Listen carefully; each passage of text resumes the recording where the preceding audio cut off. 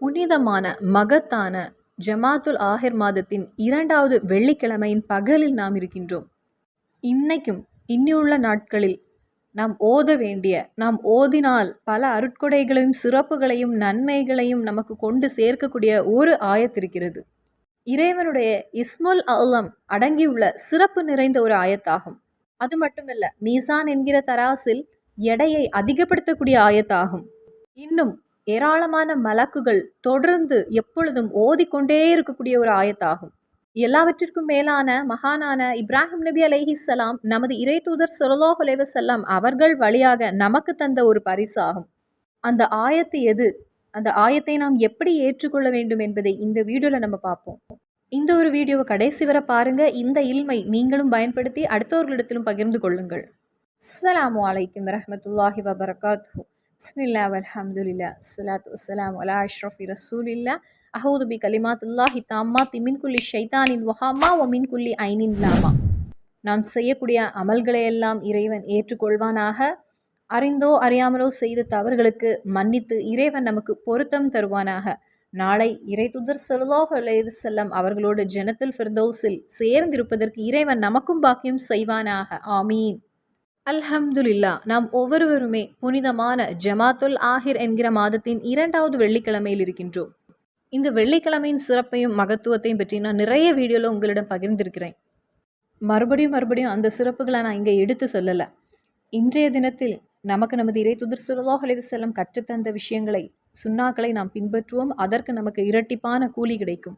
இஸ்ரா மிஹராஜ் அந்த ஒரு சம்பவம் என்னன்னு நமக்கு எல்லாருக்குமே தெரியும். நபி ஸல்லல்லாஹு அலைஹி வஸல்லம் மக்காவிலிருந்து பாலஸ்தீனில் உள்ள பைத்துல் முகத்தஸ் அங்கு நமது ஜிப்ரல் அலைஹிஸ்ஸலாம் அவர்களோடு புராக் என்னும் வாகனத்தில் பயணம் செய்தாங்க.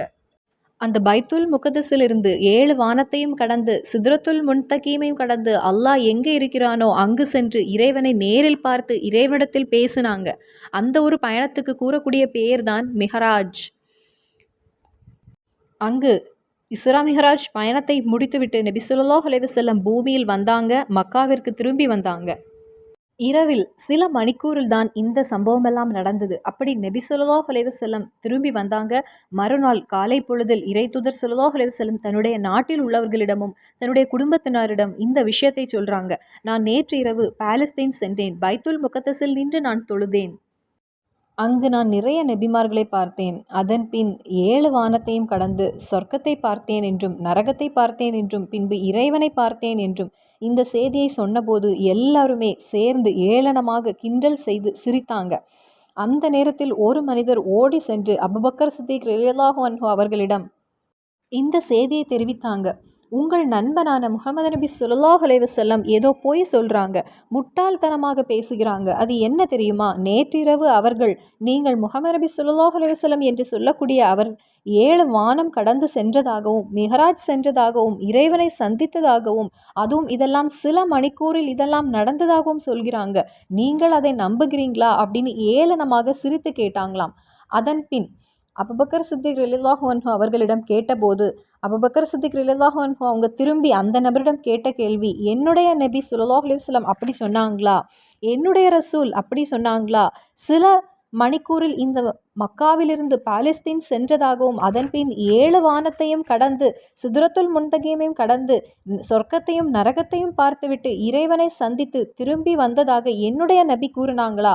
அப்போ அந்த மனிதர் கூறியது, ஆமாம், உங்கள் நபி இப்படிதான் கூறினாங்க என்று.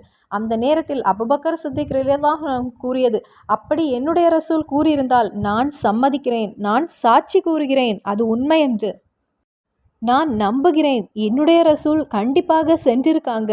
எல்லாரும் நபியை ஏளனமாக பேசிய போது நபியோடு சேர்ந்து நின்றாங்க அந்த சஹாபியான அபூபக்கர் சித்திக் ரலியல்லாஹு அன்ஹு அவர்கள். அன்றைய தினம் வரை அபூபக்கர் என்று பெயர்தான் இருந்தது. அந்த ஒரு சம்பவத்திற்கு பிறகு நமது இறை தூதர் ஸல்லல்லாஹு அலைஹி வஸல்லம் அவர்கள் சித்திக் என்ற பெயரையும் சேர்த்து அபூபக்கர் சித்திக் ரலியல்லாஹு அன்ஹு என்று அழைக்க தொடங்கினாங்க. நான் இங்கு சொல்லி வரக்கூடிய ஒரு விஷயம், அந்த அபூபக்கர் சித்திக் ரலியல்லாஹு அன்ஹு அவர்களுடைய வஃபாத் நடந்தது இந்த புனிதமான நாம் இருக்கக்கூடிய ஜமாத்துல் ஆஹிர் என்கிற இந்த ஒரு புனிதமான மாதத்தில்தான். இன்னும் முடியவில்லை. நான் சொல்ல வந்த விஷயம் இன்னிதான் இருக்கிறது. இந்த ஒரு பயணத்தை, அதாவது இஸ்ரா மிஹராஜ் பயணத்தை அபுபக்கர் சித்திக் ரலியல்லாஹு அன்ஹு அவங்க நான் நம்புகிறேன் என்று நான் சாட்சி நிற்கிறேன் அப்படின்னு சொன்ன அந்த ஒரு சம்பவம் முடித்து வரும்போது நமது நபி ஸல்லல்லாஹு அலைஹி வஸல்லம் அவங்க இப்ராஹிம் நபி அலைஹிஸ்ஸலாம் அவர்களை பார்க்கிறாங்க. அந்த நேரத்தில் இப்ராஹிம் நபி அலைஹிஸ்ஸலாம் அவர்கள் கேட்கிறாங்க, யா ரசூலுல்லாஹ், இறைவன் உங்களுக்கு என்ன பரிசு வழங்கினான் என்று. அந்த நேரத்தில் இறைத்தூதர் ஸல்லல்லாஹு அலைஹி வஸல்லம் கூறுகிறாங்க, என்னுடைய உம்மத்திற்கு வழங்குவதற்காக இறைவன் 5 நேர தொழுகையை பரிசாக வழங்கினான் என்று. அந்த நேரத்தில் இப்ராஹிம் நபி அலைஹிஸ்ஸலாம் அவங்க கேட்கிறாங்க, நானும் உங்களுடைய உம்மத்துக்கு பரிசாக ஒன்றை தருகிறேன், நீங்கள் இந்த பரிசை உங்களுடைய உம்மத்துக்கு வழங்க வேண்டும் அப்படின்னு நமது இறைத்தூதர் ஸல்லல்லாஹு அலைஹி வஸல்லம் அவர்களிடத்தில் நமக்காக இப்ராஹிம் நபி அலைஹிஸ்ஸலாம் அவர்கள் ஒரு பரிசை வழங்கினாங்க. அந்த ஒரு பரிசு எதுன்னு நம்ம தெரிந்து கொள்வோம். அதை இன்றைய தினத்திலிருந்து நாமும் அதை பெற்றுக்கொள்வோம். அந்த பரிசு எது? நமக்கு இறைவன் தந்த பொக்கிஷமான திருமறை குரான். அந்த குரான் முடிந்துவிட்டால் அதன் பின் நமக்கு 4 கலிமத்துகள், அற்புதமான 4 கலிமத்துகள் உண்டு. இந்த 4 கலிமத்துகளை ஒரு அடியான் ஓதி அவன் என்ன துவா செய்தாலும் அந்த ஒரு துவா கண்டிப்பாக இறைவன் ஏற்றுக்கொள்வான் அப்படின்னு நிறைய மகான்கள் நிறைய கிதாபில் பதிவு செய்த ஒரு விஷயமாகும். நான் இப்போ உங்களுக்கு சொல்லித்தரக்கூடிய இந்த ஒரு 4 வார்த்தைகளை ஒரு அடியான் ஆத்மார்த்தமாக ஓதினால் அவனுக்கு கிடைக்கக்கூடிய அந்த ஒரு சிறப்பு என்பது அவன் ஹஜ்ஜு செய்தால் என்ன கூலியோ அந்த கூலி அவன் பெற்று விடுவான் அப்படின்னு நமது இறைத்தூதர் ஸல்லல்லாஹு அலைஹி வஸல்லம் நம்மிடத்தில் பகிர்ந்த ஒரு விஷயம். ஒருமுறை இறைத்தூதர் ஸல்லல்லாஹு அலைஹி வஸல்லம் அவர்களிடத்தில் பாவப்பட்ட சில சஹாபிகள் வந்தாங்க.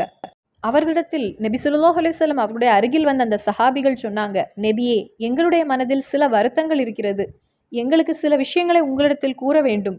நாங்கள் தொழுகின்றோம், அதே போலவே பணக்காரனான சஹாபிகளும் தொழுகிறாங்க.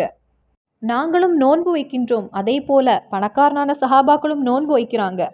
பாவப்பட்டவரான நாங்கள் குரான் ஓதுகின்றோம், அதே போலவே பணக்காரனான சஹாபாக்களும் குரான் ஓதுகிறாங்க. ஆனால் எங்களிடத்தில் பணம் இல்லை, செல்வம் இல்லை. ஆனால் அவர்களிடத்தில் பணம் இருக்கிறது, செல்வம் இருக்கிறது. அவர்களுடைய பணம் கொண்டு, அவர்களுடைய செல்வம் கொண்டு, அவர்களுடைய சம்பாத்தியம் கொண்டு அவர்கள் அதிகமான சதக்காகளை செய்கிறாங்க. அவர்களுடைய செல்வம் கொண்டு, அவர்களுடைய வசதி கொண்டு, அவர்களுடைய பணம் கொண்டு அவர்கள் பாவப்பட்ட நிறைய பேர்களுக்கு உதவி செய்கிறாங்க, ஹஜ்ஜு பயணம் செல்கிறாங்க, உம்ரா செல்கிறாங்க. ஆனால் எங்களால் அந்த ஒன்றை செய்ய முடியவில்லை. அவர்களைப் போல எங்களுக்கும் செய்வதற்கு ஏதாவது ஒரு அமல் கற்றுத்தாருங்கள் நபியே அப்படின்னு அந்த பாவப்பட்ட சஹாபாக்கள் வருத்தத்தோடு நமது இறைத்தூதர் ஸல்லல்லாஹு அலைஹி வஸல்லம் அவர்களிடத்தில் முன் சென்று கேட்டாங்க. அந்த நேரத்தில் நமது இறைத்தூதர் ஸல்லல்லாஹு அலைஹி வஸல்லம் கற்றுக் கொடுத்த ஒரு விஷயம், சஹாபாக்களே, உங்களுடைய ஃபரலான 5 நேர தொழுகை பிறகு 4 திக்ருகள் நீங்கள் ஓதினால் உங்களுக்கும் இறைவன் தருகின்றது ஹஜ்ஜு செய்த கூலியை உங்களுக்கும் தருகின்றான். அப்படி நமது இறைத்தூதர் ஸல்லல்லாஹு அலைஹி வஸல்லம் அந்த பாவப்பட்ட சஹாபாக்களுக்கு கற்றுக் கொடுத்த அந்த திக்ர். இன்னும் இந்த திக்ரை ஓதினால் நமக்கு கிடைக்கக்கூடிய 5வது சிறப்பு என்னன்னா, இறைவனுக்கு 99 திருநாமங்கள் உண்டு. அந்த 99 திருநாமங்களில் பல பெயர்களும் இஸ்முல் ஆலம் என்ற சிறப்பு பெற்றிருக்கிறது. அந்த 99 திருநாமங்களும் அடங்கி இருக்கக்கூடிய 4 திக்ருகள் இருக்கிறது. அந்த 4 திக்ருகளை ஓதி ஒரு அடியான் துவா செய்தால் அவனுடைய துவா கண்டிப்பாக கபூல் செய்யப்படும், ஏற்றுக்கொள்ளப்படும். இனி அந்த திக்ருடைய 6வது சிறப்பு அஹபுல் கலாமி இலல்லா. ஒரு அடியான் அவனுடைய நாவினால் சொல்லக்கூடிய விஷயங்களில் இறைவனுக்கு பிடித்த 4 திக்ருகள். 7வது சிறப்பு, இந்த ஒரு திக்ரை ஓதினால் அந்த அடியான் கடல் நுரையளவு பாவம் செய்திருந்தாலும் இறைவன் அதனை பொறுத்து விடுவான். யாருக்கு? இந்த 4 திக்ரை ஓதக்கூடிய அடியானுக்கு. இனி 8வது சிறப்பு, இருக்கக்கூடிய பிரச்சனைகள், நெருக்கங்கள், மனவேதனை, கடன் சுமை எல்லாவற்றையும் அல்லாஹு தாலா போக்கி விடுவான். இனி அடுத்த சிறப்பு, நமது ஆசைகள், நமது கனவுகள், நமது தேவைகள் என்னென்ன இருக்கின்றதோ அதற்கு எல்லாமே இந்த திக்ரை ஓதி துவா செய்தால் இறைவன் அதனை நிறைவேற்றி தருவான். 10வது சிறப்பு, ஈமானோடு உள்ள ஒரு மரணம் அடைய வேண்டும் என்றால் இந்த 4 திக்ருகள் ஓதினால் போதுமானது.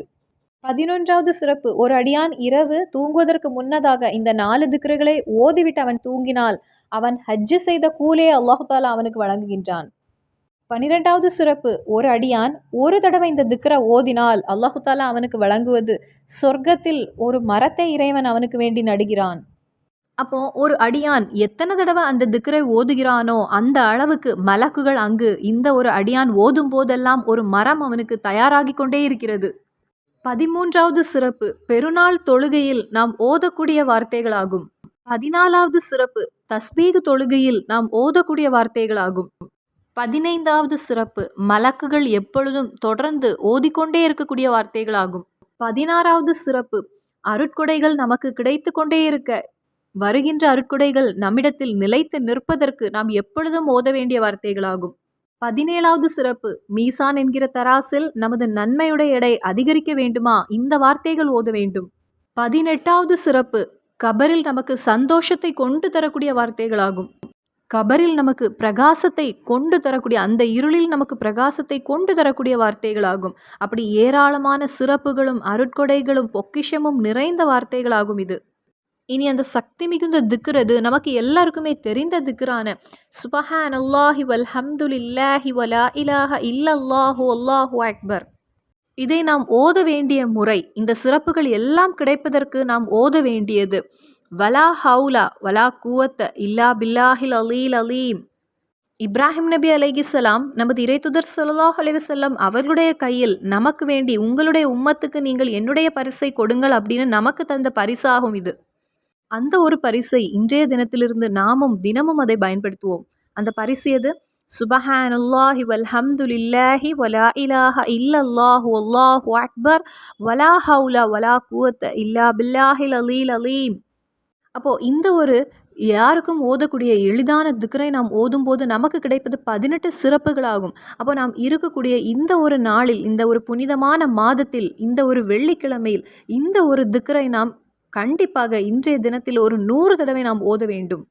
இந்த திக்ரை கண்டிப்பாக நீங்கள் ஒவ்வொருவரும் இறுக்கமாக பிடித்து கொள்ளுங்கள். அஸ்மால் ஹுஸ்னா ஓதினால் என்ன பிரதிபலனோ அந்த ஒரு பிரதிபலனை நாம் அடைகின்றோம். அஸ்மால் ஹுஸ்னா 99 திருநாமங்களையும் முழுவதுமாக நீங்கள் தினமும் ஓதும்போது என்ன பிரதிபலனோ அந்த பிரதிபலனை நமக்கு வாங்கிவிடலாம் இந்த ஒரு திக்ர் மூலமாக. இப்ராஹிம் நபி அலைஹிஸ்ஸலாம் அவர்கள் நமக்கு தந்த பரிசாகும். குர்ஆன் ஓதிய பிரதிபலனை நாம் அடைகின்றோம். ஹஜ்ஜு செய்த கூலியை நாம் அடைகின்றோம். அதை போலவே மீசான் என்கிற தராசில் அதனுடைய எடை என்பது அதிகரித்து நிற்கக்கூடிய வசனங்களாகும். அருட்கொடைகள் என்றென்றும் நமது வாழ்க்கையில் நிலைத்திருக்க நாம் ஓத வேண்டிய வசனங்களாகும். அதை போலவே நாம் தனியாக இருக்க வேண்டிய கபரில் நமக்கு சந்தோஷத்தை கொண்டு சேர்க்கக்கூடிய வசனங்களாகும். அதை போலவே மலக்குகள் எப்பொழுதுமே எந்த நொடியிலும் ஓதிக்கொண்டே இருக்கக்கூடிய வசனங்களாகும். அவர்களுக்கு கூட நாமும் அதை சேர்ந்து ஓதுகின்றோம். துஆவுக்கு பதில் கிடைக்கக்கூடிய புனிதமான வசனங்களாகும். துஆவுக்கு பதில் கிடைக்கக்கூடிய ஒரு புனிதமான நாளில் நாம் இருக்கின்றோம்.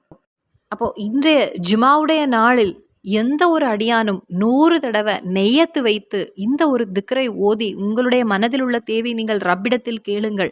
இந்த மகத்தான திக்ரு கொண்டு உங்களுடைய பிரார்த்தனைக்கு இறைவன் கண்டிப்பாக பதில் அளிப்பான். இன்ஷா அல்லாஹ் நீங்களும் இதை ஓதுங்கள். உங்களுடைய பிள்ளைகளுக்கும் இதை ஓத நீங்கள் கற்றுக் கொடுங்கள் இன்றைய தினத்தில். இன்ஷா அல்லாஹ் மறுபடியும் சந்திப்போம் வேறொரு வீடியோவில். அஸ்ஸலாமு அலைக்கும் வரஹ்மத்துல்லாஹி வபரகாத்துஹு.